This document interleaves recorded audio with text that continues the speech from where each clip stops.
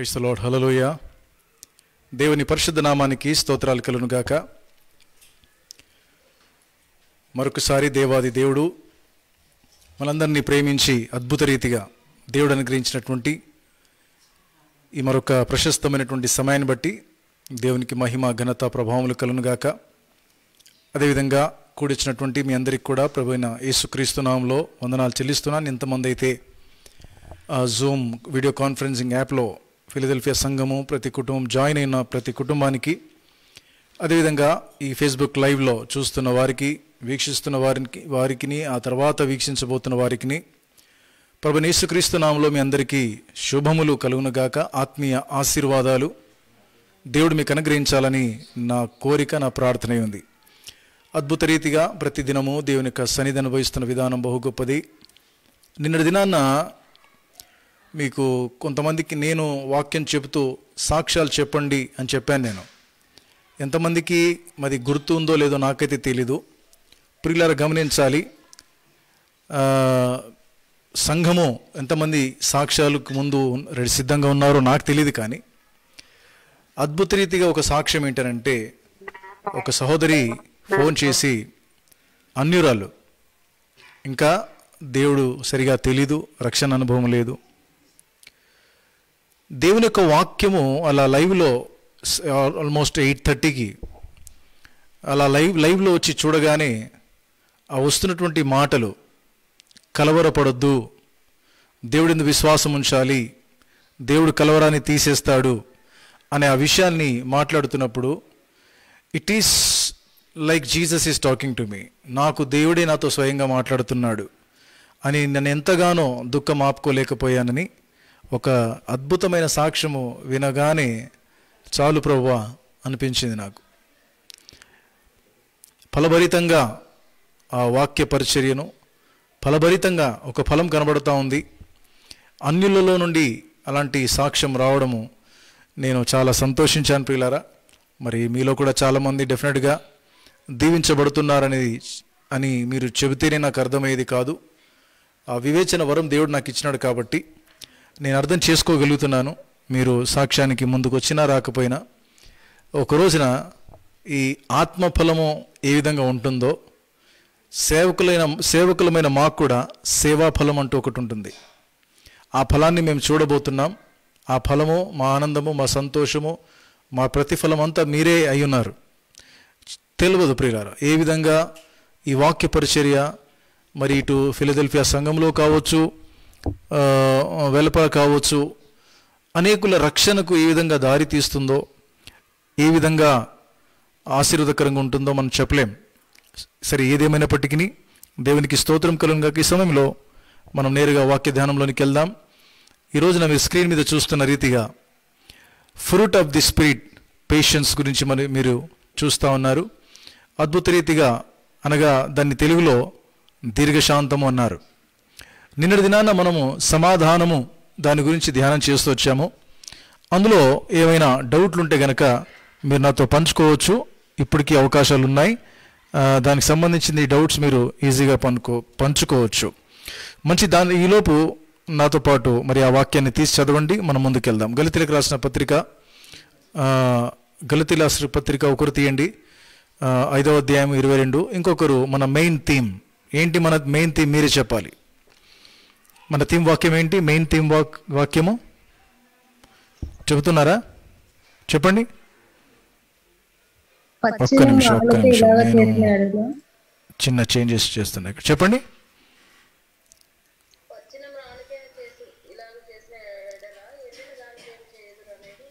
దేవునికి స్తోత్రం. చదివేసి ఆ వాక్యం చదువు. ఇంకొకరు గలతీ 5:22 కూడా తీసి పెట్టుకొని త్వరగా చదవాలి. టైం వేస్ట్ చేయదు. నేను అడిగిన వెంటనే ఫటాఫట్ ఫాస్ట్గా వెళ్ళాలి. మీకు తెలిస్తే ఎస్ అనండి, తెలియకపోతే నో అనండి, కానీ సైలెంట్గా కూర్చోవద్దు.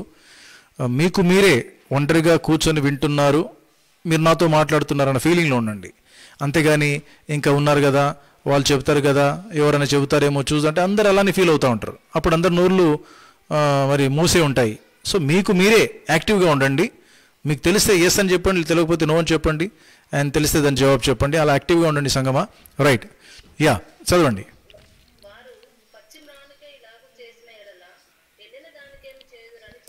దేవునికి స్తోత్రములు. చిన్న మాట ప్రార్థన చేసుకొని మనం యొక్క దేవుని యొక్క వాక్య ధ్యానంలోకి వెళ్దాం. ప్రియమైన దేవా, పరలోకపు తండ్రి, జీవం కలిగిన మా దేవా, నీ ఘననామమునకు స్తోత్రాలు చెల్లించుకుంటున్నాం. నీ ప్రియకుమారుడు మా రక్షకుడు యేసుక్రీస్తు ప్రభు యొక్క కృపగలిగిన నామములో, నీ కృపాసనముద్ద, నీ పాద సన్నిధిలో మీరు మాకు అనుగ్రహించిన ఈ వాక్య ధ్యానాన్ని బట్టి నేను స్తుతిస్తున్నాను. అద్భుత రీతిగా ప్రభువా, ఈ యొక్క ఆన్లైన్ బైబిల్ స్టడీని మీరు ఆశీర్వదించి నాయన, పచ్చని మ్రాను వర్సెస్ ఎండిన మ్రాను, green tree versus dry tree అనే ఈ చక్కని అంశాన్ని లూకాసు వార్త 23వ అధ్యాయం 31వ వచనంలో మీరు మాకు ఇచ్చినందుకు స్తోత్రాలు. అద్భుత రీతిగా గడిచిన 16 నాయన తండ్రి రోజులుగా మేము ధ్యానిస్తున్నటువంటి వాక్య భాగాన్ని అద్భుత రీతిగా ఆశీర్వదించావు. ఈ 17వ ఈ భాగంలో కూడా మీ సహాయం వైపు చూస్తున్నాం. పరిశుద్ధాత్మదేవ, మమ్మల్ని అందరినీ నీ ఆధీనంలో, నీ స్వాధీనంలో ఉంచుకొని నీ జ్ఞానంతో నీ నడిపింపు అనుగ్రహించి మహిమ పొందమని ప్రతి ఆటంకాన్ని తొలగించండి ప్రభువా, నీ మహిమ కొరకు. దేవా, నిలబడుతున్న దాసుని కూడా శిలువచాటును మరుగుపరిచి కేవలం యేసుక్రీస్తు ప్రభు మాత్రమే మరి నాయన నీ మాటల ద్వారా నీవే ప్రత్యక్షపరుచుకొని వేలాది నాయన తండ్రి మహిమ పొందమని వేలాది వందనాలు కృతజ్ఞతాస్తులతో యేసు సజీవమైన నామమున ప్రార్థించి స్తుతించాడు వేడుకుంటున్నాను నా పరమ తండ్రి. Amen, amen, amen, amen, amen. ప్రియులారా, నేను నమ్ముతున్నాను మరి కొంతమంది నాకు కాల్ చేసి ఇచ్చినటువంటి సాక్ష్యాన్ని బట్టి కొంత అర్థమైందేమో, కానీ మరి ఎంతమంది అయితే సాక్ష్యాలు చెప్పలేదో వారి జీవితాల్లో కూడా దేవుడు కార్యం జరిగిస్తున్నాడు. మరి ఇది నా ప్రార్థన ఉంది, తప్పకుండా మీ జీవితాల్లో దేవుడు బలమైన కార్యం జరిగించాలని, జరిగిస్తున్నాడని కూడా నేను ప్రార్థిస్తున్నప్పుడే నా ఆత్మలో నేను బలమైన విశ్వాసం నాకు కలిగింది. ఏంటంటే విత్తువాడు విత్తుటకు వెళ్ళాను కదండి, విత్తువాడు విత్తడానికి వెళ్ళాడు, రైట్. ఆ విత్తనాలు ఎక్కడ పడ్డాయి అనేది ఆయన ప్రాబ్లం కాదు. అర్థమవుతుందండి? విత్తేవాడి యొక్క సమస్య కాదు వాక్యము. ఆ విత్తనాలు ఏ భూమి మీద, ఏ నేల మీద పడుతున్నాయి. మంచి నేల మీద పడేటట్టుగా నీరుదయం ఉన్నట్లయితే అది ఫలిస్తుంది. సో విత్తనంలో ప్రాబ్లం లేదు, విత్తేవాణిలో కూడా ప్రాబ్లం లేదు. ఆ విత్తనానికి అది మొలకెత్తిచ్చే దేవుడి దగ్గరలో కూడా ప్రాబ్లం లేదు. అపోస్తలుడైన పౌలు తన పత్రికలో చాలా చక్కగా చెబుతాడు, నేను నాటి తిని అపోలో నీరు పోసాను, వృద్ధి కలగజేయవాడు దేవుడే అనే మాట రాయబడింది. కనుక వృద్ధి కలిగించేది దేవుడే. వాక్యంలో ప్రాబ్లం లేదు, దేవుడిలో ప్రాబ్లం లేదు, విత్తేవాడిలో ప్రాబ్లం లేదు. ఈరోజు నా రిసీవింగ్ చేసుకునే వాళ్ళ దాంట్లోనే ఇదంతా కూడా ఉంటుంది. ఈరోజు నా ఫేస్బుక్ లైవ్లో చూస్తున్న మీకు కూడా నేను మనవి చేస్తున్నాను, ఒకవేళ నెగిటివ్ మోడ్తో మీరు దేవుని వాక్యాన్ని వింటే మీకు నెగిటివ్గానే అర్థమవుతుంది.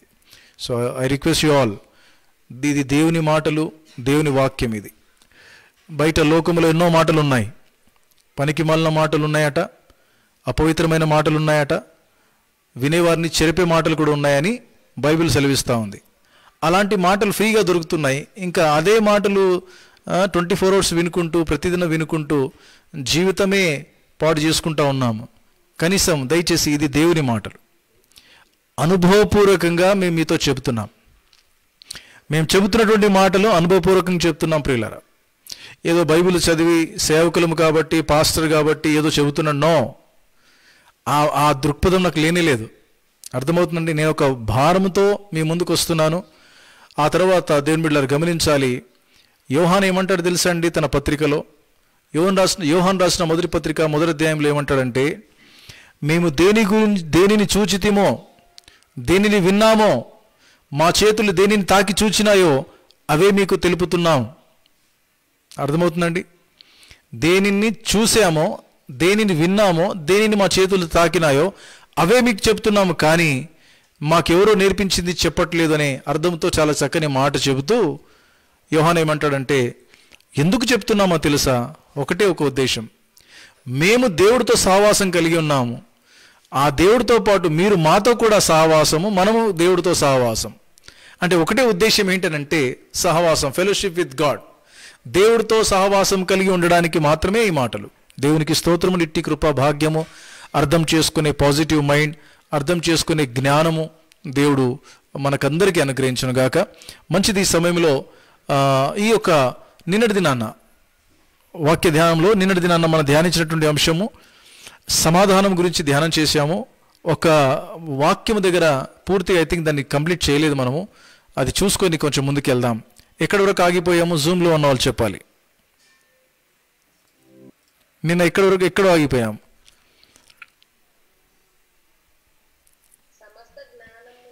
Yes, very good. ఎక్కడుంది ఆ వచనం?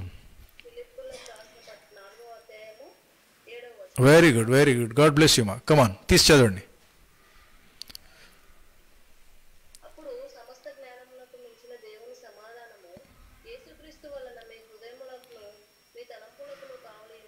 చూసారా, మన హృదయానికి మన తలంపులకు దేవుని యొక్క సమాధానం కాపుదల, భద్రత, సెక్యూరిటీ గార్డ్ లాగా పనిచేస్తుందంట. దేవుని సమాధానం మన హృదయాల్ని భద్రపరుస్తుంది, కలవరం రాకుండా చేస్తుంది.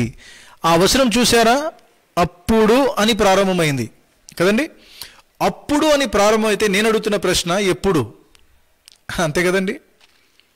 అప్పుడు రా నేను నీకు ఇస్తాను అని ఎవరైనా అన్నారనుకోండి, ఇమీడియట్గా ఏమంటాం మనం? సార్ అప్పుడంటే ఎప్పుడు అనే ప్రశ్న వస్తుంది. అదే మాదిరిగా వాక్యములో కూడా దేవుడు అంటున్నాడు, అప్పుడు సమస్త జ్ఞానమునకు మించిన దేవుని సమాధానం నీ హృదయ తలంపులకు కావలి ఉండునంటే ఎప్పుడు? ఎప్పుడు అంటే 4 నుంచి చదవండి.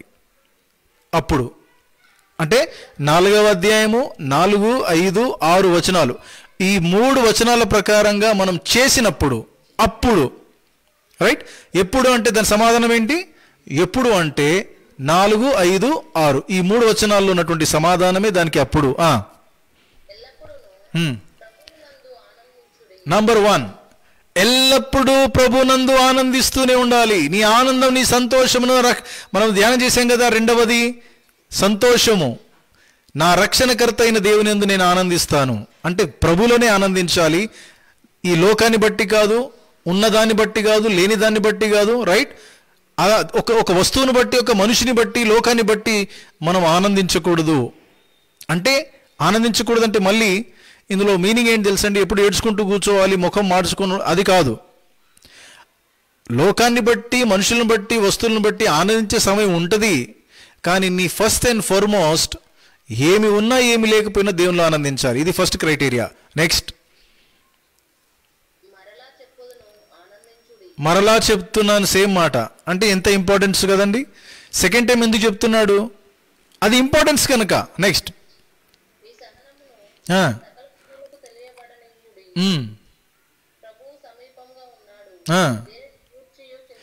రెండవది దేనిని గురించి చింతపడొద్దు. చింతించడం కూడా అవిశ్వాసమే. చింతపడడం కూడా రెండవది చేయకూడదు. ఒకటి దేవుళ్ళు ఆనందించాలి, రెండవది దేనిని గురించి చింతపడొద్దు, చింతించొద్దు. చింత అంటే ఏంటి తెలుసండి? చింత కూడా ఒకలాంటి, నన్ను అడిగితే అది ఒకలాంటి, దాన్ని ఏమంటారండి, అది ఒక అలవాటు అని చెప్పుకోవచ్చేమో. తెలుసండి మీకు? చింత కూడా ఒకలాంటి అలవాటుని చెప్పుకోవచ్చు అనడానికి, ఒకలాంటి అలవాటు అని చెప్పుకోవడానికి నాకు తెలిసి I think there is no doubt at all. ఎందుకు తెలుసా? ఒకసారి ఒక ఆమెని అలా అరుగు మీద కూర్చొని చాలా బెంగతో, చింతతో ఉన్నదంట. నాలాంటి సేవకుడు అడిగినాడంట ఆమెని, ఏమో ముఖం మాడిపోయింది, ఏదో పోగొట్టుకున్నట్టు కూర్చున్నావు, ఏమైందంటే, అయ్యా 1, 2 నా జీవితంలో ఎన్నో సమస్యలతో నేను ఉన్నాను, ఎన్నో ప్రాబ్లమ్స్తో ఉన్నాను, ప్రాముఖ్యమైంది ఇది అని 2-3 చెప్పుకుందంట. చెప్పుకుంటే, అమ్మ మరి నేను ప్రార్థన చేస్తాను, దేవుడు కార్యం జరిగిస్తాడని నమ్ము అని చెప్పి ప్రార్థన చేసి ఆ తర్వాత దేవునికి స్తోత్రములు వెళ్ళిపోయినాడంట. మళ్ళీ మరుసటి దినము అదే దారి నుండి వెళ్తున్నప్పుడు ఈమె మళ్ళీ తారసపడింది, కంటపడింది. అప్పుడు చాలా సంతోషంగా ముఖంలో కవలికలంతా మారిపోయినాయి, సంతోషంగా ఉన్నారు. ఏమా ఈరోజు బాగా సంతోషంగా కనబడుతున్నావు అంటే, అయ్యా నా చింతలు దేవుడు తీసేసాడు, మీరు ప్రార్థన చేసిన తర్వాత సమాధానం ఇచ్చినాడు, నా చింతలు తీరిపోయినాయి అని చాలా సంతోషం వెళ్ళిపోయినాడు. 3వ రోజు అదే దారిన వస్తున్నప్పుడు మళ్ళీ ముఖం మాడిపోయిందంట. మళ్ళీ ఆమె ఏదో పెద్ద డీప్ చింతలో ఉందంట, చాలా చింతిస్తూ ఉందంట. ఈ చింతలో ఉన్నటువంటి ఆమె మళ్ళీ అడిగినట్ట, ఏంది మొన్న అలా పరిస్థితి, నిన్న బాగానే ఉన్నావు, ఈరోజు ఏంటి నీ పరిస్థితి, మళ్ళీ ఏమైంది, దేని గురించి నీ టెన్షన్, ఎందుకు చింతిస్తున్నావు అంటే, ఆమె ఇచ్చిన ఒక ఫన్నీ ఆన్సర్ ఏంటంటే, ఆమె అన్నదంట, అయ్యా అసలు ఎంత భయంకరంగా నాకు టెన్షన్స్ ఉండి నేను సతమతం అవుతా ఉన్నాను, ఇది దేవుడు తీసేస్తాడా అని నాకు ఒక డౌట్గానే ఉండింది. కానీ మీరు ప్రార్థన చేసిన తర్వాత దేవుడు తీసేసాడు, ఇప్పుడు ఏ టెన్షన్ లేదు. అసలు ఆ టెన్షన్ని ఎలా దేవుడు తీసేసాడని చింతలు పడిందంట. మళ్ళీ అర్థమవుతుందండి? ఆమెకున్న కష్టాలు ఏ విధంగా పోయినాయి, అరే ఇంత గొప్ప అద్భుతం ఎలా జరిగింది అని దాని గురించి ఆలోచనలో చింతలు పడిందంట. ఇలా చింతకి కొంతమంది అలవాటు పడతారండి. వాక్యం చెప్తుంది చింతించకూడదు. యేసుప్రభు కూడా చెప్పినాడు, ఏమి తిందుమో, ఏమి త్రాగుదమో, ఏమి ధరించుదమో, అంటే ఏం తినాలి, ఏం తాగాలి, ఏం దేహానికి వస్త్రాలు, ఏ ఏ బట్టలు కొనుక్కొని ధరించాలి, ఇలాంటివన్నీ ఐహిక విచారాలు ఇవన్నీ కూడా అలా ఉండొద్దు అని చాలా స్పష్టంగా దేవుడు చెప్పినాడు. రెండవది కండిషన్ ఏంటనంటే, చదవండి. Yes, చింతించొద్దు.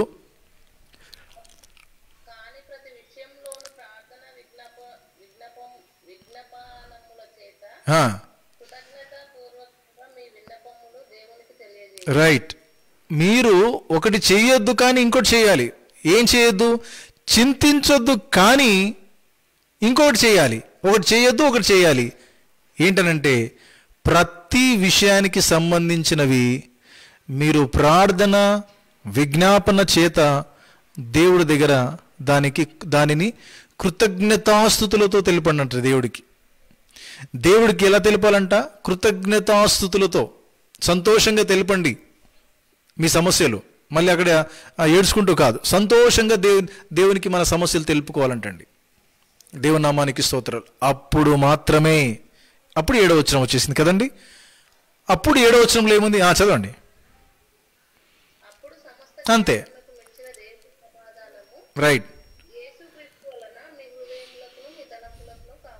So my dear brothers and sisters, గమనించాలి, సమాధానము అనేది కూడా ఇది ఒక ఫలము. మనము దేవుడు పెట్టినటువంటి నరమొక్కలు అంటే ఈ నరుని యొక్క చెట్టు నుండి దేవుడు కోరుకుంటున్నటువంటి ఫలం ఏంటంటే సమాధానంగా. ఎప్పుడు కూడా మీరు ఎలా ఉండాలి? సంతోషంగా ఉండండి, సమాధానంగా ఉండండి. మీ యొక్క పీస్ ఆఫ్ మైండ్ని మీరు ఏ విషయంలో కూడా పోగొట్టుకోవద్దు అనేది చాలా స్పష్టంగా. ఫలం చూసారా? చెట్టుకొచ్చే ఫలము అది ఏమవుతుందండి, కొన్నిసార్లు గాలి ఎక్కువ వచ్చేసింది అనుకోండి, అది ఊడి పడిపోతుంది. అంతేకాని దాన్ని ఏమంటారండి, అది రాలిపోయింది అంటారు. ఆ ఫలమే కావచ్చు, లేకపోతే ఎండిపోయినప్పుడు కూడా ఆ ఫలం రాలిపోతాయి కదండి. కానీ అది అలా కాకుండా కాపాడుకోవాలని దేవుని యొక్క వాక్యం సెలవిస్తూ ఉంది. అందుకే యేసుప్రభు అన్నాడు, నేను నిజమైన ద్రాక్షావల్లిని, మీరు తీగెలు, నాలో అంటుకట్టుబడి ఉండండి అన్నాడు దేవుడు. అంటుకట్టుబడి ఉండే అనుభవం చాలా ప్రశస్తమైంది. అది మన బాధ్యత అయింది ప్రియులారా. తీగే ద్రాక్షవల్లిలో అంటుకట్టుబడి ఉండే బాధ్యత తీగేది. ఆ తీగ నాకు వద్దు, నేను ద్రాక్షవల్లిలో నేను అంటుకట్టుబడి ఉండను అంటే ఎవరికి లాసు? ద్రాక్షవల్లికి ఏం కాదు, తీగ త్వరగా ఎండిపోతుంది. ఆ ఎండిపోయినటువంటి తీగని తీసేస్తాడు వ్యవసాయకుడు, తీసుకొని వెళ్ళి దాన్ని కాల్చేస్తాడు, బూడిదైపోతుంది. కనుక దేవునికి స్తోత్రం కలుగుగాక. అలాంటి పరిస్థితి రావద్దని దేవుడు కోరుకుంటున్నాడు. మంచిది. ఈ సమయంలో ఈ యొక్క గలతీ పత్రిక, రైట్, గలతీ పత్రిక 5వ అధ్యాయము 22వ వచనం చదవండి. అయితే ఆత్మఫలమేమనగా ప్రేమ, సంతోషము, సమాధానము, దీర్ఘశాంతము. ఇది 4వది, రైట్. ఇక్కడ 4వది ఆత్మఫలంలో దీర్ఘశాంతం అనే ఫలము ఫలించాలని దేవుడు కోరుకుంటున్నాడు. దీర్ఘశాంతము అనే వర్డ్ కొంచెం హెవీగా ఉంది కదా. అంటే దాన్ని ఈజీ లాంగ్వేజ్లో చెప్పొచ్చు. ఏంటో తెలుసా? ఓపిక. ఈజీ మన భాషలో వాడుక భాషలో చెప్పుకోవాలంటే పేషెన్స్. ఇంగ్లీష్లో పేషెన్స్ అన్నారు. అరే నీకేం పేషెన్స్ లేదా అంటారు. ఇప్పుడు పేషెన్స్ అంటే అందరికీ అర్థమైపోయింది. అమ్మో, అందరికేంటి, చదువు లేని వాళ్ళు కూడా అప్పుడప్పుడు కొన్ని ఇంగ్లీష్ పదాలు వాడుతూ ఉన్నారు. మాకు చాలా ఆశ్చర్యం అనిపిస్తుంది. గుల్బర్గాలో మాకు పరిచయమైనటువంటి ఆంధ్ర ప్రజలు, ఒంగోలు నుంచి వచ్చిన వాళ్ళంతా కూడా ఈ బేల్దారి పనులు చేస్తూ ఉంటారు వాళ్ళు, రైట్. మేస్త్రీలు, మేసన్స్, రైట్, అలాంటి పనులు చేస్తారు వాళ్ళు. వాళ్ళకి ఈ వర్డ్స్ తెలియదేమో అని మేము ప్యూర్ తెలుగు వాళ్ళ ముందు మాట్లాడే ప్రయత్నం చేస్తే వాళ్ళు మాకంటే ఎక్కువ వర్డ్స్ ఇంగ్లీష్ పదాలు వాళ్ళు వాడుతూ ఉంటే మేమే ఒకరి ముఖాలు ఒకరు చూసుకునేవాళ్ళం. ఇప్పుడు నన్ను అడిగితే దీర్ఘశాంతం అనే పదం కంటే పేషెన్స్ అందరికీ ఈజీగా అర్థమైపోతుంది. అంటే ఎందుకలా అంటే ఎడ్యుకేషన్ లెవెల్ పెరిగింది, రైట్. లిటరసీ రేటు ఇల్లిటరేట్స్ తగ్గిపోతున్నారు, లిటరసీ పెరుగుతూ ఉంది. దేవునికి స్తోత్రం. మంచిదే. దీర్ఘశాంతం అనేది అది పర్యాయ పదము, దానికి ఓపిక. ఇంగ్లీష్లో పేషెన్స్ అని అన్నారు దీన్ని. ఈ విషయానికి వచ్చేసరికి దానికి ఆపోజిట్ వర్డ్ ఏంటి చెప్పండి? ఓపికకి ఆపోజిట్ వర్డ్ ఓపిక. చేయండి, థింక్ చేయండి. ఓపిక, ఎగ్జాక్ట్ థింక్ చేయండి. ఓపికకి ఆపోజిట్ వర్డ్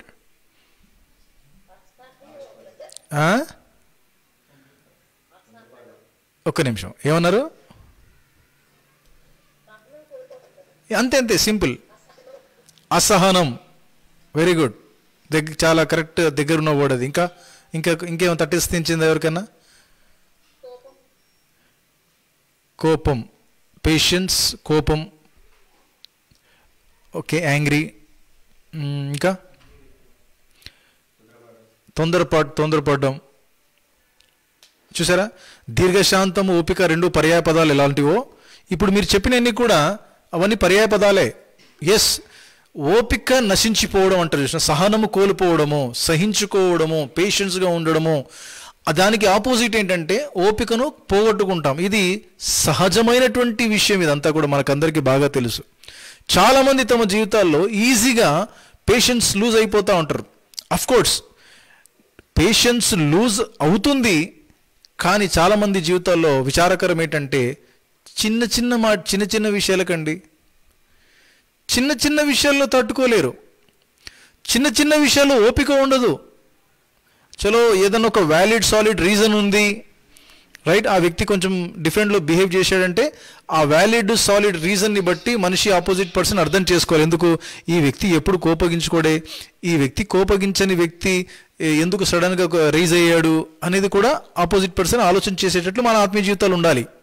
నేను మళ్ళీ రిపీట్ చేస్తున్నాను. ఇంకొక మాట ఉంటుంది బైబిల్లో, కోపపడుడి కానీ పాపము చేయకుడి అని ఉంటుంది. నేను మళ్ళీ రిపీట్ చేస్తున్నాను. ఆ కోణంలో నేను మీతో మాట్లాడుతున్నాను. ఎందుకంటే ప్రాక్టికల్గా ఉండాలి. అర్థమైందండి? ఇప్పుడు నేను వాక్యం మీతో పంచుకుంటున్నాను.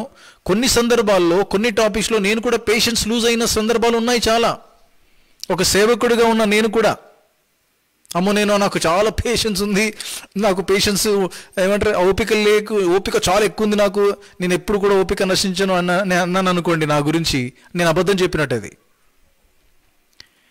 అంటే ఇది సహజము. అందుకే ప్రాక్టికల్గా ఉండాలని కాబట్టి కొంచెం మీకు ఎక్స్ప్లెనేషన్ డీప్గా ఇస్తా ఉన్నాను. బైబిల్ గ్రంథంలో రాయబడిన మాట ఏంటనంటే కోపపడండి కానీ పాపము చేయొద్దు అని రాయబడింది. అంటే ఏంటి మీనింగ్? దాని అర్థం ఏంటి? కోపపడండి కానీ పాపం చేయొద్దు, మీనింగ్ ఏంటి? ఎక్కడుంది ఆ మాట?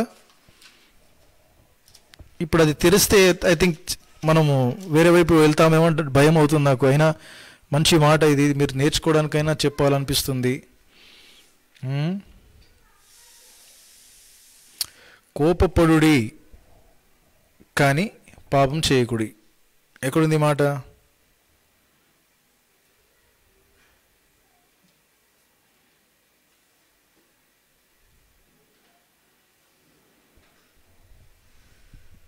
సరే, మీకు తెలుసు కదా, చెప్పండి, మీనింగ్ చెప్పండి.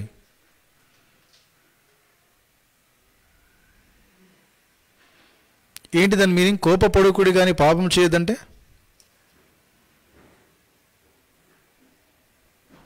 చెబుతారా?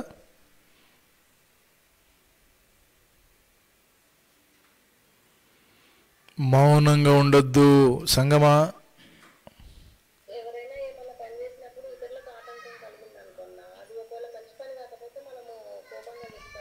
రైట్.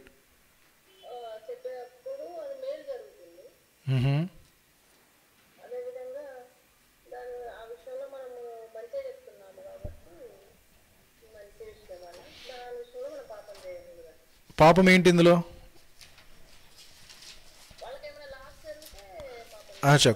మన కోపం వల్ల లాస్ అయితే పాపం, రైట్? చూసారా, ఇది మీ కామన్ అండర్స్టాండింగ్తో చెప్తున్నారు, ఆల్మోస్ట్ కరెక్టే, దగ్గరలోనే ఉన్నారు. బైబిల్లో ఎందుకు దేవుడు ఆ విధంగా రాయించి పెట్టినాడు? మీరు కోపపడండి కానీ పాపం చేయొద్దు అని ఎందుకు రాయబడింది?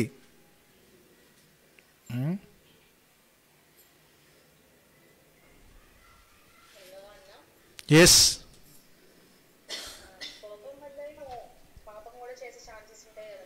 అదే ఏంటది ఆ పాపం ఏంటి?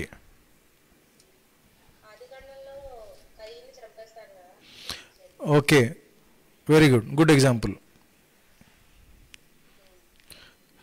రైట్. కోపంతో ఏం చేసినాడు? తమ్ముడిని చంపేసినాడు. అంటే నరహత్యకి దారి తీసింది కోపం. రైట్. అలాగా అది కూడా తప్పే. రైట్. బైబిల్ ప్రకారంగా చాలా దూరం నరహత్య చేయడము, ఇంకేదో తప్పు చేయడం, కోపం ద్వారా అనర్థాలు జరగడము అనేది చాలా దూరం అండి.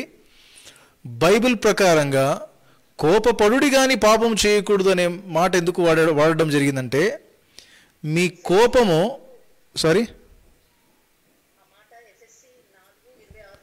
Very good, thank you. FSC 4 నేను తీసాను. ఎఫ్ఎస్సి తీసి మళ్ళీ నేను ఇప్పుడు చూశాను. ఇక్కడ దాకా వచ్చింది దృష్టి. ఎఫ్ఎస్సి చూస్తూనే ఉన్నాను ఎఫ్ఎస్సి పత్రిక, కానీ ఆ మాట కనబడలేదు నాకు. 4:26. ఒక్క నిమిషం.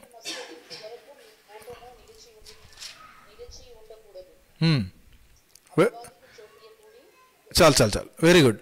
కోపపడుడి కానీ తీసారా? అందరూ తీయండి దయచేసి. ఎఫ్ఎస్సి పత్రిక 4:26. కోపపడుడి కానీ పాపము చేయకుడి, సూర్యుడు అస్తమించు వరకు మీ కోపము నిలిచి ఉండకూడదు. అర్థమైందా? సూర్యుడు అస్తమించే వరకు. ఎస్ అంటే దాని మీనింగ్ ఏంటి? కోపం తప్పు కాదు, ఇంకా అయిపోయింది. ఇంకా ఈ మాట తీసుకొని ఇంకా కోపం అందరితో కోపంతో ఉండకండి. మళ్ళీ బోధ ఇలా చేస్తున్నాడు ఏంటి అనుకునేరు. ఓకే, ఇలా తీసుకోవద్దు. వాక్యము కరెక్ట్ కాంటెక్స్ట్ మీదనే ఉండండి. వాక్యం ఏం చెప్తున్నా జాగ్రత్తగా వినండి. అందరికీ కోపం పడదని చెప్పట్లేదు నేను. నో ప్రాబ్లం, మీరు కోపపడవచ్చు అని నేను పర్మిషన్ ఇవ్వట్లే. అసలు కోపపడకుండా చూసుకోండి. అయినా కొన్నిసార్లు పరిస్థితులు వస్తాయి, మన కోపము రైజ్ అవుతుంది. అందుకే ఇదే ఎఫ్ఎస్సి పత్రికలో 5వ అధ్యాయం కూడా మీరు చూసుకున్నట్లయితే, తల్లిదండ్రులారా మీ పిల్లల కోపం రేపొద్దు అనే మాట ఉంటుంది. అంటే కోపాన్ని ఏం చేస్తున్నట్టు? రైజ్ చేస్తున్నాము. అంటే ఆల్రెడీ ఇన్బిల్ట్ అది క్వాలిటీ, అది ఉంటుంది లోపలనే, దాన్ని రైజ్ చేయొద్దు అనే మాట రాయబడింది. సో ఇక్కడ ప్రాబ్లం ఏంటంటే, కోపపడాలి. ఒకవేళ ఆపోజిట్ పర్సన్ ఏదైనా తప్పు చేశాడంటే కోపపడండి, సరి చేయడానికి మాత్రమే, వాళ్ళకి ఉపయోగకరంగా ఉండడానికి మాత్రమే కోపపడండి. ఓకేనా? కొంతమంది ఇలా కాకుండా ఏం చేస్తారంటే, సూర్యుడు అస్తమించే వరకు పెట్టుకుంటారు కోపం, నెక్స్ట్ డే వరకు కూడా కోపం పెట్టుకుంటారు. అర్థమవుతుందండి? నేను ఏ విషయాల గురించి మీతో మాట్లాడుతున్నానంటే, మళ్ళీ దీన్ని తీసుకెళ్ళి ఎక్కడ అంటగట్టకండి. కేస్ టు కేస్ ఇష్యూస్ ఉన్నాయి ఇందులో. అర్థమవుతుందా మీకు? ఒక వ్యక్తికి బుద్ధి రానంత వరకు, ఇంకొక మాట చెప్పాలంటే, ఒక వ్యక్తికి కొన్నిసార్లు బుద్ధి రావడానికి ఒక దినం సరిపోదు. అర్థమవుతుంది? ఒక వ్యక్తికి బుద్ధి అంటే గ్రహింపు, తాను ఏం చేసినాడు ఆ తప్పు గ్రహించే వరకు కూడా. అర్థమవుతుందండి? ఆ తన మేలు కొరకు ఆ వ్యక్తితో నువ్వు కోపంగా ఉన్నావు అనుకో, ఒకరోజు ఆ వ్యక్తి తెలుసుకోవాలి. దానివల్ల లాస్ ఏం లేదు. అక్కడ నరహత్య జరగదు, అపవాదికి చోటు కూడా ఉండదు. కానీ అపవాదికి చోటు ఎక్కడ దొరుకుతుందంటే, ఇంకొక కోపం మీద మనిషి ఇంకొక నెక్స్ట్ రాంగ్ స్టెప్ తీసుకోకూడదు. తెలుసా మీకు? ఒక సైకలాజికల్ వర్డ్ చెప్తున్నాను చూడండి. మైండ్ రీడ్ చేసి సైకలాజికల్గా చేసేవాళ్ళు ఉంటారు కదండి, వాళ్ళు ఇచ్చిన స్టేట్మెంట్ ఏంటంటే, ఒక వ్యక్తి అంట మర్డర్ చేసే ముందు ఒక వ్యక్తిని చంపాలి అనే ఒక నిర్ణయం ఎప్పుడు తీసుకుంటాడంటే తెలుసా అండి? ఎప్పుడు తీసుకుంటాడో తెలుసా? దాదాపు కంటిన్యూగా ఆ కోపం, ఆ కసి డే నైట్ అదే పెట్టుకొని ఒక 2-3 వారాలు కంటిన్యూగా ఎవరైతే నిద్రపోకుండా ఉంటారో ఆ వ్యక్తి డెసిషన్ తీసుకుంటాడంట ఖచ్చితంగా మర్డర్ చేయాలని. ఇది సైకలాజికల్ స్టడీస్, ఇది చూసారా? అందుకే వాక్యంలో చాలా క్లియర్గా రాయబడింది, అలాంటి కసికి అలాంటి కోపానికి మనలో తావే లేదు అసలు. ఫస్ట్ ఆఫ్ ఆల్ అలా ఉంది అంటే మనం విశ్వాసం కాం. నేను మాట్లాడుతుంది చిన్న చిన్న కోపాలు, అది కూడా ఆపోజిట్ పర్సన్కి మేలు కలిగించే సందర్భాల్లో గురించి మాత్రమే మాట్లాడుతున్నాను. ఇంకా మనం అఫ్కోర్స్ నరహత్య, ఆ తర్వాత కోపం ద్వారా వచ్చే అనర్థాలు అంతవరకు బహుశా ఎవరు లేరు ఇక్కడ అనుకుంటున్నాను నేను. ఉండకూడదు. ఒకవేళ ఉన్నట్లయితే దేవుడు నీతో మాట్లాడుతున్నాడు, నువ్వు సరి చేసుకో. ఈ ఫేస్బుక్ లైవ్లో చూస్తున్నటువంటి నా ప్రేమైన స్నేహితుడా, బహుశా ఈ పరిస్థితుల్లో నువ్వు ఉన్నావేమో, చెక్ చేసుకో ఒకసారి. గ్రడ్జ్, కోపం, కసి, గ్రడ్జ్, ఇది తన కోపమే తన శత్రువు అని ఉన్న మాట వాస్తవం. బైబిల్ కూడా సమర్థిస్తూ ఉంది ఏంటంటే, ఎస్, కోపపడొద్దు. ఒకవేళ ఆపోజిట్ పర్సన్కి మేలుకరంగా కోపపడితే అది నెక్స్ట్ డే వరకు ఉండకూడదు అనే విషయాన్ని ఇక్కడ రాయబడింది. రైట్. చాలామంది జీవితాల్లో ఈ పేషెన్స్ లేకుండా, ఈ సమాధానం అనే ఆ ఫలాన్ని పోగొట్టుకొని చాలామంది చిన్న చిన్న విషయాలకి పేషెన్స్ అవుట్ అయిపోతూ ఉంటారు. ఇది ఒక పెద్ద సమస్య. దీన్ని ఎలా అధిగమించాలి? ఈ ఆత్మ ఫలం ఇలా మనం పొందుకోలేదు అంటే తెలుగులో అందుకే ఆ వర్డ్ యూజ్ చేసినాడు. ఓపిక అంటే ఆ ఇంటెన్సిటీ ఉండదనే పరిశుద్ధాత్మ దేవుడు దీర్ఘశాంతం అనే వర్డ్ యాడ్ చేయించినాడు. అంటే ఓపికకు మించిన వర్డ్ అది, దానికంటే పైన ఉన్న వర్డ్ దీర్ఘశాంతము. దీర్ఘశాంతము సింపుల్గా ఓపిక అని రాస్తే మనము అంత మజా ఉండదేమో అనిపిస్తుంది నాకు. అంటే అందులో ఉన్న ఆ వెయిట్ అంత కనబడదేమో ఇప్పుడు నాకు అర్థమవుతా ఉంది. ఎందుకు నేను మధ్యాహ్నం కూడా డ్రైవింగ్ చేస్తూ బయటికి వెళ్ళి డ్రైవింగ్ చేసుకుంటూ ఆలోచన చేస్తూ ఉన్నాను. ఎందుకు దేవుడు ఓపికని వాడాడు, దీర్ఘశాంతం అని అంత హెవీ వర్డ్ ఎందుకు వాడాడంటే ఇప్పుడు మీతో వాక్యం పంచుకుంటున్నప్పుడు నాకు ఆన్సర్ దొరుకుతూ ఉంది. ఎందుకు ఓపిక అని సింపుల్ ఒక వర్డ్ రాయలేదంటే, పరిశుద్ధాత్మ దేవుడు రాయించలేదంటే, ఓపిక అని రాసి ఉంటే మనం లైట్ తీసుకుంటాం, దానిలో వెయిట్ ఉండదు. దీర్ఘశాంతం అనే పర్యాయ పదాన్ని ఉపయోగించినాడు అక్కడ పేషెన్స్కి. దీర్ఘశాంతము చూడండి, ఆ వర్డ్లను ఎంత వెయిట్ ఉంది చూడండి. దీర్ఘ అంటే ఏంటండి? దీర్ఘ ప్లస్ శాంతము. దీర్ఘశాంతము, దీర్ఘము ప్లస్ శాంతము అంటే ఏంటి? దాని అర్థం ఏంటి? ఈ ప్రశాంతత, మనసులో ఉన్న ప్రశాంతత దీర్ఘకాలముగా పెట్టుకోవడము. ఎంతమంది తిడుతున్నా, ఎంతమంది కొడుతున్నా, ఎంతమంది నిందలు మోపుతున్నా, ఎంతమంది అబద్ధాలు చెప్పినా, ఎంతమంది అవమానం చేసినా, ఎంతమంది మన గురించి ఏమనుకుంటున్నా, have patience, have patience, have patience. అర్థమవుతుందండి? అందుకే ఈ ఫేస్బుక్లో చూస్తున్నటువంటి మీకు కూడా చెప్తున్నాను. మీరు అనుకోవచ్చు క్రైస్తవులు ఎందుకంత సమాధానంగా ఉంటారు, వాళ్ళని తిట్టినా మళ్ళీ రివర్స్ తిట్టరు, వాళ్ళని కొట్టిన వాళ్ళు మళ్ళీ రివర్స్ కొట్టరు, కనుక మీరు ఏమైనా చేసుకోవచ్చు అనుకుంటున్నారు కదండి. ఈ రోజుల్లో క్రైస్తవుల మీద దాడులు ఎక్కువ జరుగుతూ ఉన్నాయి, సేవకుల మీద, సంఘాల మీద. కారణం ఏంటి తెలుసా? ఇమ్మీడియట్గా అటాక్ చేసేస్తారు, వెనక ముందు ఆలోచన చేయరు. ఆ పరిస్థితి వస్తే ఎక్కడో తెలంగాణలో అయితే అనుకుంటాను మొన్ననే ఒక చర్చ్ని కూడా కూల్చేశారు. వెనక ముందు ఆలోచన చేయరు. ఒక చర్చ్ని కూల్చడానికి వెనక ముందు ఆలోచన చేయదు ఈవెన్ ఈ ప్రభుత్వం కూడా. అంటే ఇప్పుడు నేను మళ్ళీ రాజకీయం మాట్లాడట్లేదండి, ఒక అబ్జర్వేషన్ మాట్లాడుతున్నాను. నేను గుల్బర్గా నుండి హైదరాబాద్కి రెగ్యులర్గా వచ్చే దారి జైరాబాదు, సంగారెడ్డి మీదకి వస్తాను హైవేలో. గమనించాలి, రోడ్ ఎక్స్పాన్షన్ జరుగుతుంది. తెలంగాణ వచ్చినప్పటి నుంచి విశాలంగా రోడ్లు తయారు చేస్తూ ఉన్నారు, సంతోషమే. ఈ ఇస్నాబాద్ నుంచి లింగంపల్లి బిహెచ్ఎల్ వరకు వచ్చే వరకు పటంచెరువు మధ్యలో వస్తుంది. అక్కడ ఒక చిన్న టెంపుల్ అండి, పెద్ద విశాలమైనటువంటి రోడ్డుకి అడ్డంగా ఉంది. అది మొత్తం పెద్ద పెద్ద కాంప్లెక్స్, పెద్ద పెద్ద షాపింగ్ కాంప్లెక్స్ కావచ్చు, పెద్ద పెద్ద అన్నీ కూడా చెక్కేశారు. చాలా రోడ్ అంతా విశాలం చేశారు, కానీ సెంటర్లో ఉన్నటువంటి ఆ యొక్క చిన్న టెంపుల్ని కూల్చలేని పరిస్థితి. అంటే టెంపుల్ని కూల్చాలనే నా ఉద్దేశం మళ్ళీ లేదు ఇక్కడ. మళ్ళీ ఉల్టా దీన్ని తప్పుగా అర్థం చేసుకోవద్దు. కూల్చొద్దు, టెంపుల్స్ని కూల్చొద్దు, చర్చెస్ని కూల్చొద్దు, మసీద్ని కూల్చొద్దు. ఇది నా యొక్క అభిప్రాయం. సందర్భం చెప్తున్నాను. క్రైస్తవుల మీద దాడికి ఇమీడియట్గా ఎందుకు వస్తారు?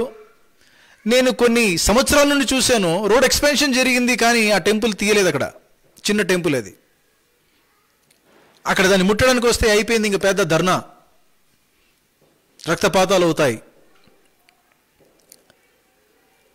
మీరు అనుకుంటున్నారా క్రైస్తవులు మెత్తని వాళ్ళు, వాళ్ళతో ఏమైనా చేయొచ్చు, ఈ దుర్భాషలు ఆడొచ్చు, వాళ్ళని కొట్టొచ్చు, తిట్టొచ్చు, ఏమైనా చేయొచ్చు, మనకేం నో ప్రాబ్లం అనుకుంటున్నారా?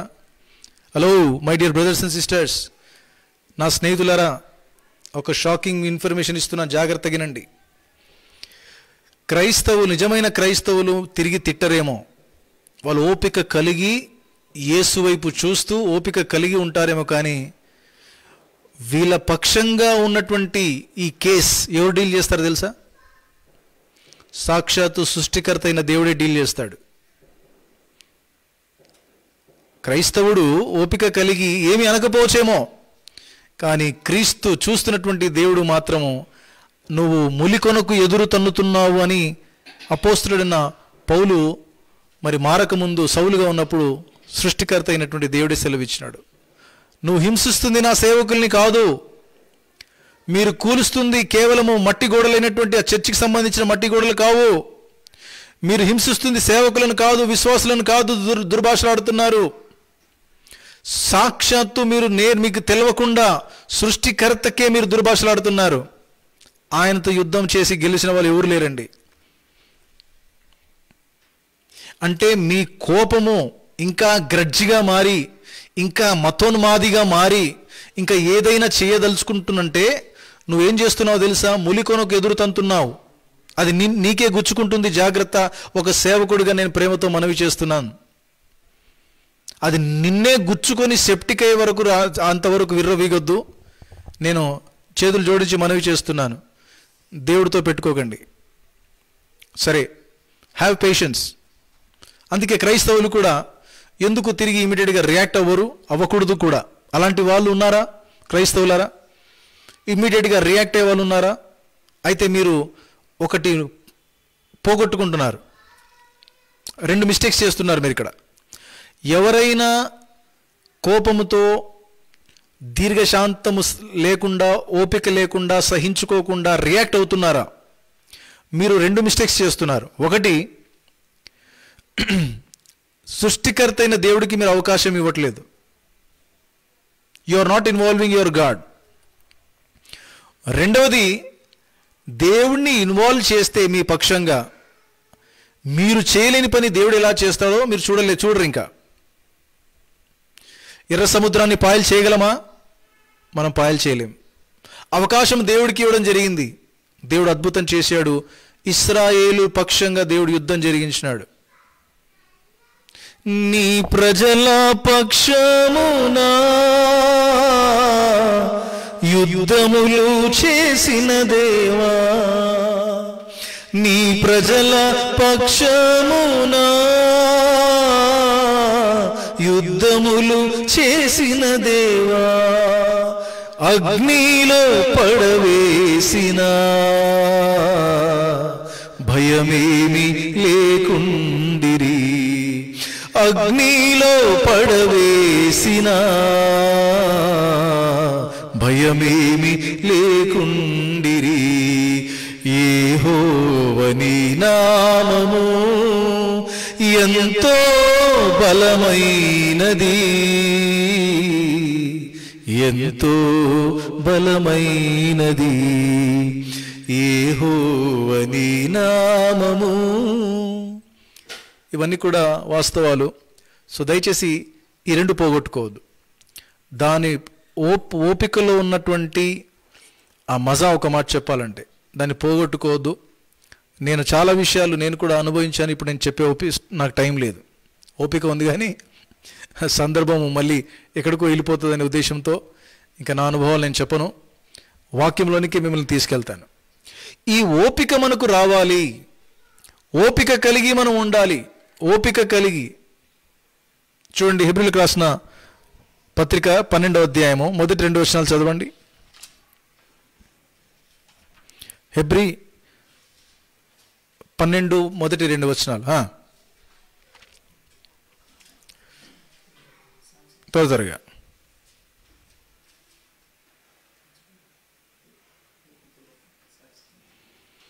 ఇంతసేపా? ఒక్క నిమిషం. రమా సిస్టర్ మీరు ఆగండి. ఇంకా ఎవరు లేరా చదివేవాళ్ళ వాక్యము? ఎందుకు ఒకరే చదువుతా ఉంటే ఇంకా వాళ్ళే చదవాలని ఏమన్నా మీరు ఫిక్స్ అయిపోతారా? ఓకే, నో ప్రాబ్లం, మంచిది. మీరు ఎంకరేజ్ చేస్తున్నారు అనుకుంటున్నాను నేను పాజిటివ్గా. మరి లేట్ అవుతున్నప్పుడు టకమని తీసి చదవాలి కదా. ఇంకెవరికి రాదా వాక్యాలు తీసి చదవడము? కనీసము ఒక ప్రసంగములు చేస్తున్నప్పుడు నేను అడుగుతున్నాను, కనీసం 4-5 వాక్యాలు చదవండి. ఒకరి మీద డిపెండ్ అవ్వద్దు. ప్రసంగం చెబుతున్నప్పుడు కనీసం 4-5 ఇన్వాల్వ్ అవ్వాలి. ఈ 4-5 కూడా మీరు షేర్ చేసుకోండి. ఎవరికి దొరకకపోతే ఫట్మని ఇంకొకరు తీసుకొని అంది చదువుతూ ఉండాలి. టైం వేస్ట్ చేయొద్దు. రైట్? హెబ్రీ పత్రిక 12 మొదటి 2 వచనాలు. రైట్?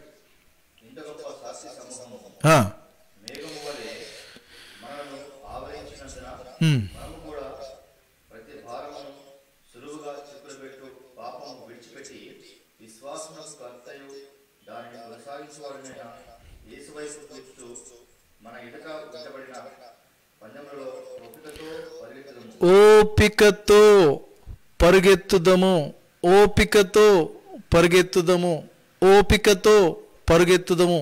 ఏంటి ఇక్కడ మాట్లాడుతున్నాడండి? మన ఎదుట ఉంచబడిన పందెములో ఓపికతో పరిగెత్తుదము. మనము కూడా పరుగు పందెములో ఉన్నాము. We are in the race. We are like athletes. Sports people, sports man ఏ విధంగా ఉంటాడండి? ఎంత పేషెన్స్ ఉంటే తెలుసండి. కఠోరమైనటువంటి ఎక్సర్సైజ్ చేస్తారు, వాళ్ళు వార్మప్ చేస్తారు every day. Early morning 4 o'clock లేసి. అథ్లెట్ అయితే కొండలు, లోయలు, గుట్టలు లెక్క చేయకుండా వాళ్ళు కఠోరమైనటువంటి ఏమంటారండి ఎక్సర్సైజ్ చేస్తారు ఎవ్రీడే. ఎందుకు? వాళ్ళ ఏమేంటి? వాళ్ళ గురి ఏంటి? వాళ్ళ గురి ఏంటి చెప్పండి? సింపుల్. ఏంటది? అథ్లెట్ ఎందుకు పరిగెడతాడు ఒలింపిక్స్లో? ఏం కావాలి ఆడికి? Simple, gold medal. ఏంటది? స్వర్ణ పథకం. స్వర్ణకుడు ఏదో చెప్తా ఉంది, స్వర్ణక్క.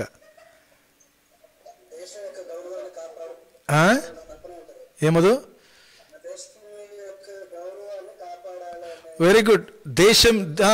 దేశాన్ని ఘనపరచాలి, దేశం యొక్క గౌరవాన్ని పెంచాలని, గోల్డ్ మెడల్ సాధించాలని. మొత్తానికి ఒకటే మాట చెప్పాలంటే ప్రైజ్. ఆ ప్రైజ్ కొట్టాలని, బహుమతి కొట్టాలని, ఆ గోల్డ్ మెడల్ సంపాదించాలని అథ్లెట్ ఏం చేస్తాడండి? అది మనసులో పెట్టుకొని ఎవ్రీడే మార్నింగ్ లేవడం ఏంటి, ప్రయాసపడడం ఏంటి, పరిగెత్తడం ఏంటి, కష్టపడడం ఏంటి, ఎంత ఓర్చుకుంటాడు, ఎంత సహించుకుంటాడంటే ఒకటే ఉద్దేశము, తన ఎదుట ఒక పరుగు పందెం ఉంది, దాన్ని రీచ్ అవ్వాలి, ఆ గోల్ని నేను రీచ్ అవ్వాలి. ఈరోజు ప్రతి క్రైస్తవ విశ్వాసులారా గమనించండి, మనమందరం కూడా పరుగు పందెంలో ఉన్నాం. మన ముందు ఒక రేస్ ఉంది. అదేంటో తెలుసా? యేసుక్రీస్తు ప్రభువే మనకు గోలై ఉన్నాడు. హల్లెలూయా. యేసు ప్రభువే మనకు బహుమానమై ఉన్నాడు. యేసు ప్రభువే మనకు గోల్డ్ మెడల్ అయి ఉన్నాడు. యేసుక్రీస్తు ప్రభువే ఆయన లాగా మనం కూడా ఎదగడానికి, ఆయన వలె మారడమే మన గోల్ అయి ఉన్నది. విశ్వాసి యొక్క గోల్డ్ మెడల్ ఏంటంటే becoming like Jesus Christ. And not only it is just విశ్వాసి యొక్క గోల్, ఇది దేవుని యొక్క ఉద్దేశం కూడా. మనమందరము క్రీస్తు యొక్క స్వరూపములో మారాలి. యేసుక్రీస్తు ప్రభువులే ప్రేమ చూపుటలో, సంతోషముతో ఉండటంలో, ఆ తర్వాత సమాధానంగా ఉండటంలో, అంత మాత్రమే కాదు దీర్ఘశాంతములో కూడా ఉండటంలో యేసు ప్రభువుకు మించిన వారు ఎవరు లేరు. ఈరోజు ఎంత ధన్యులమంటే యేసు ప్రభువుని నమ్ముకున్నా మనము ఎంత ధన్యులం తెలుసా? ఆయన నమ్ముకొని ఆయన ఆరాధిస్తూ ఆయన గుణలక్షణాలు ధ్యానం చేస్తున్నందుకన్నా కనీసం ఈ బుద్ధి జ్ఞానం వచ్చింది మనకు. ఏ జ్ఞానము? ప్రేమించే గుణము, క్షమించే గుణము, దీర్ఘశాంతంగా ఉండాలి, ఆ తర్వాత సంతోషంగా ఉండాలి అని ఇవన్నీ నేర్చుకుంటున్నాం. చూసారా? ఎక్కడి నుంచి నేర్చుకుంటున్నాం అనుకుంటున్నారు? బైబిల్లోంచి కాదు. ఈ బైబిల్ అనేది ఒక పుస్తకం. బైబిల్ అనేది ఒక పుస్తకం, పేజీలు ఉన్నాయి దీనికి, ఒక బుక్ అది. ఇందులో ఎవరున్నారు తెలుసా? బైబిల్లో ఎవరు సెంటర్ ఫిగర్? ఎవరు బైబిల్లో? హల్లెలూయా, దేవునికి స్తోత్రాలు చెప్పండి. యేసు ప్రభువే, Jesus is the centre figure. And Jesus is the centre figure of the Bible. We are looking unto him. Hello, Bible call చేస్తావా? ఏం దొరుకుతుంది నీకు? ఇంకా బైబిల్ కాల్ చేసరికి వీళ్ళని రెచ్చగొట్టవచ్చు. చింపేసినంత మాత్రాన, కాల్ చేసినంత మాత్రాన పెట్రోల్ పోసి వీళ్ళని రెచ్చగొట్టవచ్చు. అది నీకు దాంట్లో నీది ఏమంటారు అది? పైశాచిక ఆనందమా? పైశాచిక ఆనందం మళ్ళీ నీలో. అదే వేరే మత గ్రంథాన్ని ఆ విధంగా నువ్వు కాల్చగలవా? ముట్టగలవా? రక్తపాతాలు అయిపోతాయి. అక్కడ జోలికి పోవే, మళ్ళీ సిగ్గు లేదు నీకు, బుద్ధి లేదు. ఇది కొంచెం యూజ్ చేయాలి కదా. వేరే మత గ్రంథాల జోలికి పోవు నువ్వు, నీకు అంత ధైర్యం లేదు. బైబిల్ని ఈజీగా కాల్ చేద్దామని నో ప్రాబ్లం, దొరికింది కదా ఛాన్స్. ఎందుకు? క్రైస్తవులు రివర్స్గా ఏమన్నారు అనే కదా. ఫర్ యువర్ కైండ్ ఇన్ఫర్మేషన్, నువ్వు చింపుతుంది ఒక పుస్తకాన్ని, కానీ అందులో ఉన్న క్రీస్తును కాదు. అర్థమవుతుందా? నువ్వు కాల్ చేస్తుంది ఒక పుస్తకాన్ని కాలుస్తున్నావేమో, కానీ హలో, మేము నమ్మేది బుక్, పేపర్తో తయారు చేయబడినటువంటి బుక్ని మేము నమ్మట్లే. బైబిల్ గ్రంథంలో రాయబడినటువంటి యేసును నమ్ముతున్నాం. బైబిల్ గ్రంథంలో రాయబడినటువంటి జీవము గల మాటల్ని నమ్ముతున్నాం. బైబిల్ గ్రంథంలో రాయబడినటువంటి బలమైనటువంటి వాక్యాల్ని నమ్ముతున్నాం. అది ఒక్కసారి విన్ని విశ్వసించి అది మా గుండెల్లో, మా హృదయాల్లో దాచిపెట్టుకుంటున్నాం దాన్ని. Praise the Lord. ఎక్కడ దాన్ని కాల్చగలవు నువ్వు? ఇంకా పుస్తకాన్ని కాల్స్తే బూడిదవుతుందేమో, కానీ దేవుని వాక్యాన్ని మా మతిలో, హృదయం అనే పలక మీద రాసుకున్నాం. అక్కడ ఆల్రెడీ సేవ్ అయింది. ఎలా దాన్ని తీయగలవు? థింక్ చేయి మై డియర్ బ్రదర్, థింక్ చేయండి. మూర్ఖంగా ప్రవర్తించొద్దు. బైబిల్లో ఉన్నది ఎవరు తెలుసా? యేసుక్రీస్తు ప్రభు. ఆ యేసుక్రీస్తు ప్రభువులు, ఆయనలో ఏం చూస్తున్నాం? ఆయనలో ఉన్నటువంటి దైవత్వాన్ని, ఆయనలో ఉన్నటువంటి గుణలక్షణాలని, ఆయనలో ఉన్నటువంటి ఈ దీర్ఘశాంతం అనే యొక్క క్వాలిటీ చూసి మేము కూడా నేర్చుకుంటున్నాం. అర్థమవుతుందా మీకు? ఈ వాక్యం పంచుకుంటున్నటువంటి నేను మీకు ఒక చిన్న మాటలో నా సాక్ష్యం చెప్తాను. ఒక చిన్న మాటలో, ఎవరైనా రివర్స్గా మాట్లాడితే, కొట్లాడడానికి వస్తే, రక్షణ పొందక ముందు 19 సంవత్సరాల వయసులో, అప్పుడు నాకు సరైన పర్సనాలిటీ కూడా లేదు, బక్క చిక్కి షార్ట్గా ఉండేవాడిని, కానీ కోపం మాత్రం భయంకరంగా ఉండేది. ఎదుటి వ్యక్తిని నేను కొట్టలేని స్థితిలో, బలం లేకపోయినా, ఎవరైనా నాతో కొట్లాడడానికి వస్తే, ముందు వస్తే చాలు, ఫస్ట్ చేయి లేపి మాట్లాడేవాడిని. కావాలంటే మీరు కనుక్కోండి పోయి. నా స్నేహితులు, నా ఫ్రెండ్స్ నన్ను ఫస్ట్ ఆపేవాళ్ళు. అరే ఫస్ట్ జయపాల్ని కంట్రోల్ చేయండి అని. ఫస్ట్ చేతులతోనే మాట్లాడాలి, తర్వాత నోరు. అలాంటి ఈ వ్యక్తి యేసు ప్రభుని నమ్ముకున్నాడు 95లో. ఇప్పుడు 25 years అవుతుంది. అర్థమవుతుందండి? అలాంటి మనస్తత్వం ఎప్పుడో ఎగిరిపోయింది. అందుకే నా సొంతంగా నేను ఒక స్టేట్మెంట్ రాసుకున్నాను. Bearing is more greater than daring అని నేను తెలుసుకున్నాను. ఇది నా అనుభవం నుంచి నేను ఒక స్టేట్మెంట్ రాసుకున్నాను. నేను ఒకప్పుడు ఏమనుకునేవాడిని తెలుసా? డేర్గా వెళ్ళిపోయి ఏదైనా చేయాలి. నా గ్యాంగ్లో, నా ఫ్రెండ్ సర్కిల్లో డేర్ స్టెప్ తీసుకోవాలంటే ఫస్ట్ నేనే యాక్షన్ ఇనిషియేట్ తీసుకునేవాడిని. ఫస్ట్ ఇనిషియేటర్ని నేనే. అంత డేర్ అప్పుడే ఉండింది. దేవునికి స్తోత్రం, దేవుడు నాకు రక్షణ ఇచ్చాడండి. రక్షణ ఇవ్వకపోయి ఉంటే నా పరిస్థితి ఘోరంగా ఉండేది. అలాంటి వ్యక్తిని ఓర్చుకునే ఓపిక పెంచుకునే కృప నేర్పించాడు నాకు. అర్థమవుతుంది? అందుకే నా own statement, bearing is more greater than daring అని నేను ఒక స్టేట్మెంట్ రాసుకున్నాను. అవును ప్రియులారా, అది యేసు ప్రభు దగ్గర నుంచి నేర్చుకున్నాను నేను. ఆయన ఓర్చుకున్నంతలో ఎవరు ఓర్చుకోలేరండి. ఆయన ఓపికతో పోల్చుకుంటే ఎవరికి చేత కాదు. ఎంత ఓర్చుకున్నాడో తెలుసా అండి? ఇక్కడే కనబడుతుంది చూడండి, చదవండి. ఓపికతో పరిగెత్తుదాము. చదవండి.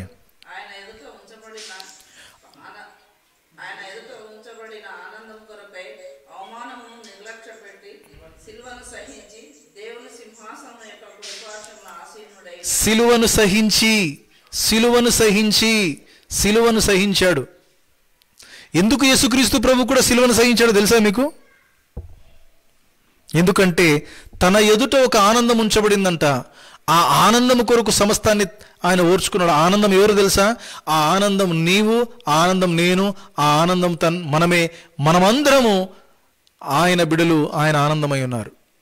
మనల్ని రక్షణలోనికి తీసుకొని రావడానికి ఆయన సిలువను సహించుకున్నాడండి. ఎంత ఓర్చుకున్నాడంటే చివరి క్షణంలో ప్రాణం పెడుతున్నప్పుడు అన్నాడు, తండ్రి వీరేం చేయుచున్నారో వీరెరగరు కనుక వీరిని క్షమించుము.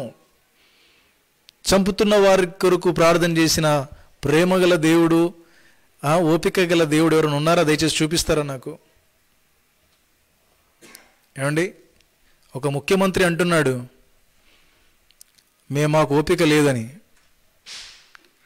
మేము ఆ యొక్క పద్ధతి పాటించము. ఎంత భయంకరమైన పరిస్థితిలో ఉందండి మన చుట్టూ. ఒక రాష్ట్ర ముఖ్యమంత్రి ఆ విధంగా మాట్లాడితే ప్రజలు ఏమైపోవాలి? అనుచరులు ఏమైపోవాలి? యూత్కి ఏం సందేశం ఇస్తూ ఉన్నాం? నా ప్రియమైన సోదరి సోదరులా, సరే ఎవరికి ఏ సందేశాలు ఇస్తారో, ఎవరెవరు ఏ సందేశాలు ఫాలో అవుతారో నాకు తెలీదు. నేను మీ అందరి కొరకు, మన దేశం కొరకు ప్రార్థన చేస్తా ఉన్నాను. అన్ని రాష్ట్రాల కొరకు నేను ప్రార్థన చేస్తున్నాను దేవుడి దగ్గర. దేవా, మా దేశాన్ని ఆశీర్వదించు, మా దేశాన్ని దీవించు. ఏ విషయంలో తెలుసా? ఈ అజ్ఞానం, ఈ అంధకారం పోవాలి. మా దేశంలో నీ ప్రేమ, నీ శాంతి, నీ సమాధానము, నీ దీర్ఘశాంతము మా దేశంలో అందరికీ కావాలి ప్రభు. అప్పుడు చూడండి ఎంత బాగుంటుంది ప్రియులారా. సస్యశ్యామలంగా ఉంటుందండి.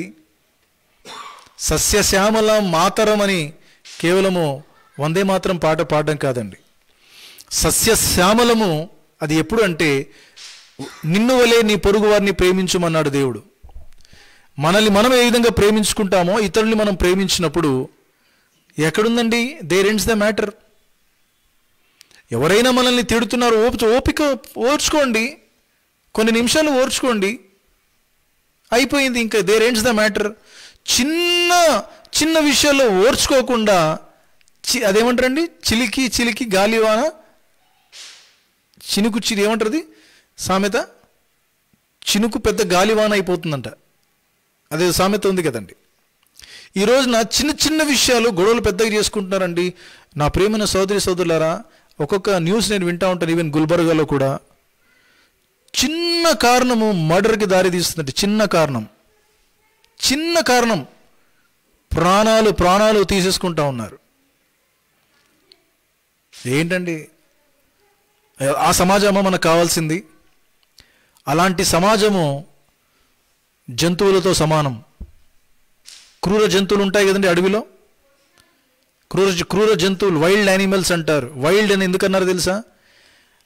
దానికి కోపం వచ్చిందంటే అది ఏం చేస్తుందో, ఎవరి మీద పడుతుందో దానికే తెలియదు. ఈ రోజున సమాజంలో ఉన్న మనుషులు కొంతమంది అలా తయారవుతున్నారు. చిన్న చిన్న రీజన్స్కి పెద్ద మూల్యం చెల్లించుకుంటున్నారండి, చిన్న కారణాలకి. వద్దు, లెట్ us హ్యావ్ పేషెన్స్. మనము ఓపికలోనే మనకు జయం ఉందండి. ఓపికలోనే మనిషి జయిస్తాడు. అందుకే బైబిల్ గ్రంథం సెలవిస్తుంది, నీ ఆత్మీయ జీవితంలో నువ్వు ఓపిక కలిగి బ్రతుకు. ఇంకొక వాక్యం చదివించి నేను ప్రార్థన చేస్తాను. రోమాపత్రిక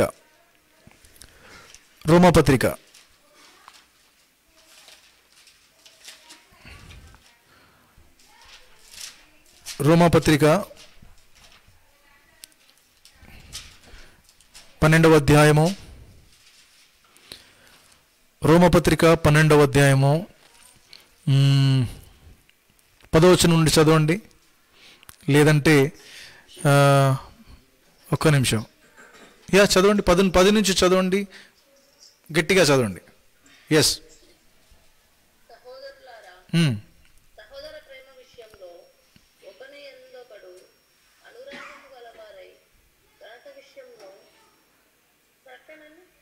కరెక్ట్.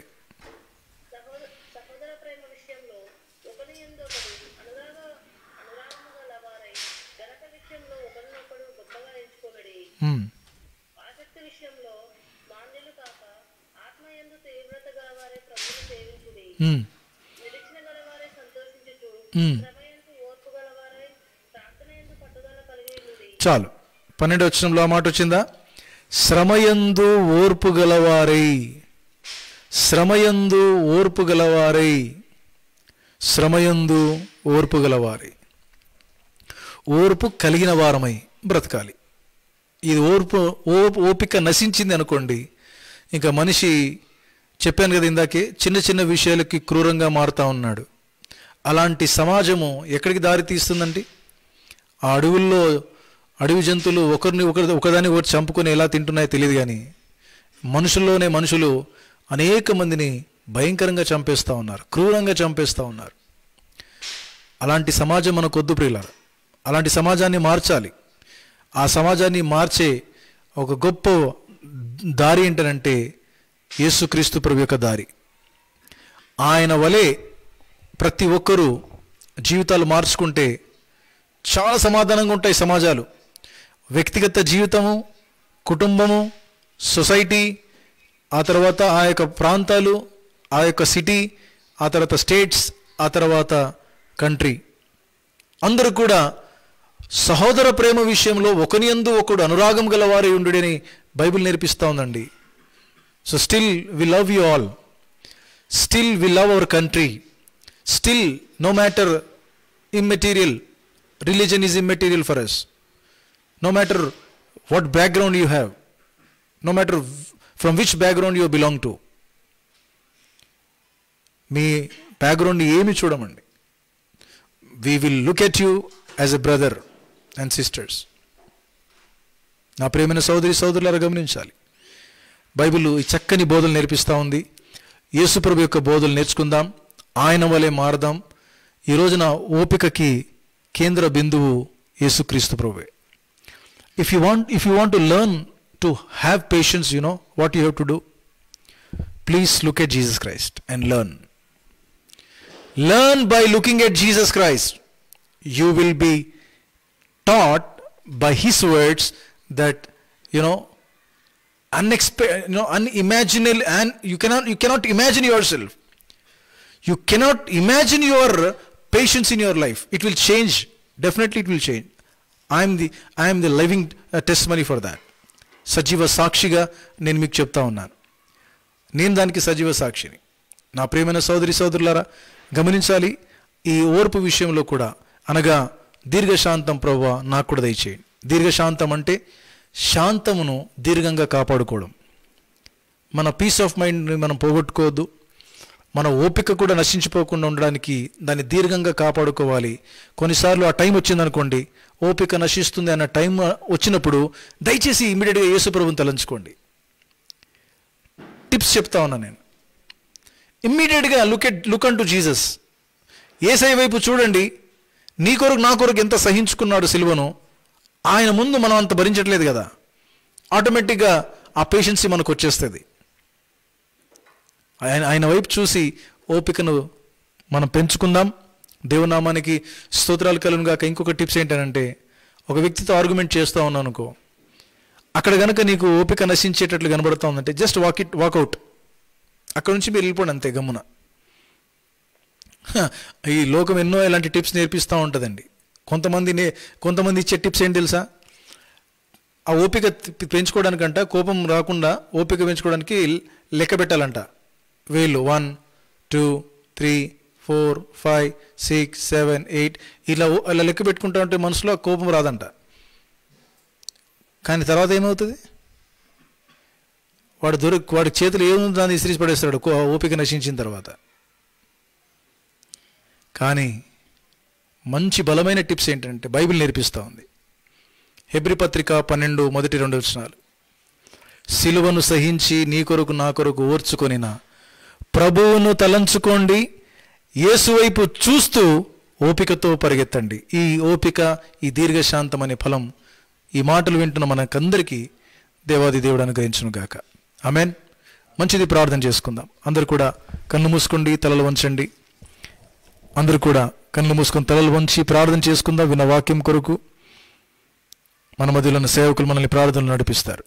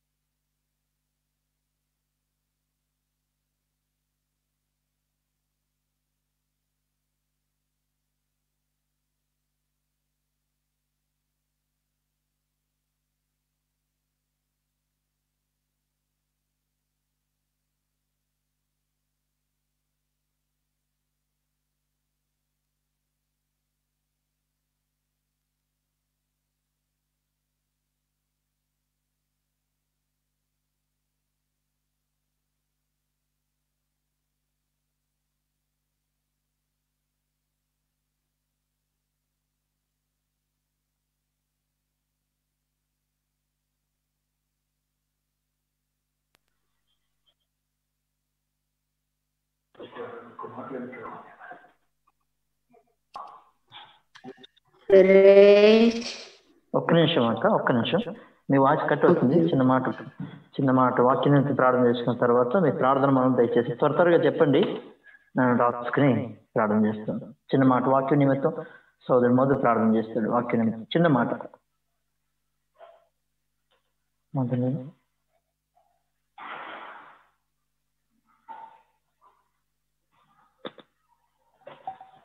ప్రార్థన చేశాను.